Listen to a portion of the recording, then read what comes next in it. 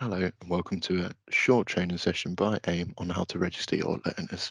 To begin the registration process, you'll need to head to the course portal, which can be found on the AIM website. And once you have logged on, this will be your home screen. From here, you'll just need to select Actions. And underneath Actions, you'll need to select Register Your Learners here. Once you've selected Register Your Learners here, you will be greeted with the late registration policy. So as you can see, short courses of 15 weeks or less, registrations must be received within 25 working days of the start date of the course, and long courses, which are courses over 15 weeks, must be received within 60 working days. So to begin the registration process, you'll first need to select the programme from the drop-down.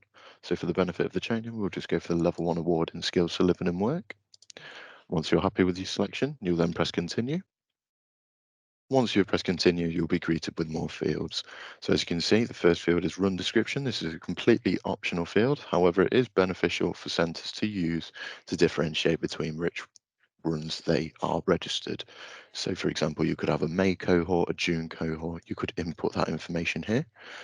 So for today's training, we'll go for test cohort.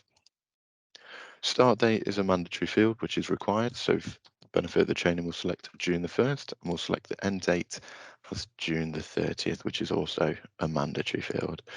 Provide a reference and purchase order number are completely optional fields. However, if you do know this information, it is beneficial to import.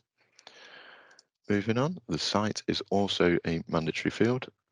So for the training, we'll just select AIM. And if you scroll all the way to the bottom, you'll be able to see the e-registrations file format.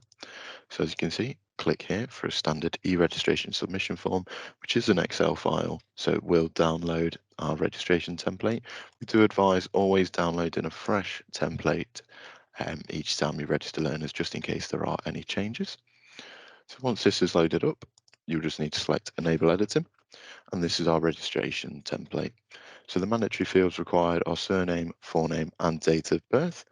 ULN, postcode, gender, etc. are completely optional fields. So for the training, we'll just register one learner, and the date of birth format is date, month, and then year with 4 digits. So we do also ask as well that you don't make any amendments to this form, i.e. changing any of the columns, as this will cause issues further on down the line when registering your learners. You then just need to save that to your computer. And once you're happy to upload that registration file, you just select the black box here. Select the latest registration file that you have used, and it will bring up a preview. So as you can see here, all the correct columns line up with all the information. So we've got forename as test, surname as learner, and once you're happy, you'll just need to select continue with unit registration. And then you are able to select the units that you'll be running on this course. You are able to use the function below. So for example, in unit ID, if we select CBO 087 and then press search, it will bring up that specific unit, or you can search by name, RITS code, or the national code as well. But once you're happy with your selections, you'll just need to select Add. So we'll select making financial decisions and use of materials in a practical activity. If you've accidentally selected the wrong one, not a problem at all. If you scroll to the top and select remove, it will remove that selection for you. So once you're happy with your selection, you'll need to scroll to the bottom of the page and select continue. It will also bring up one last preview so you can see here the units you have selected. So we've just gone for making financial decisions. Also what level and what credits are attached to this qualification. You can see the sites, start date, end date. And once you're happy with everything, you'll just need to press submit. And there we go. We have now submitted a registration file. So this will come to the customer experience team to process.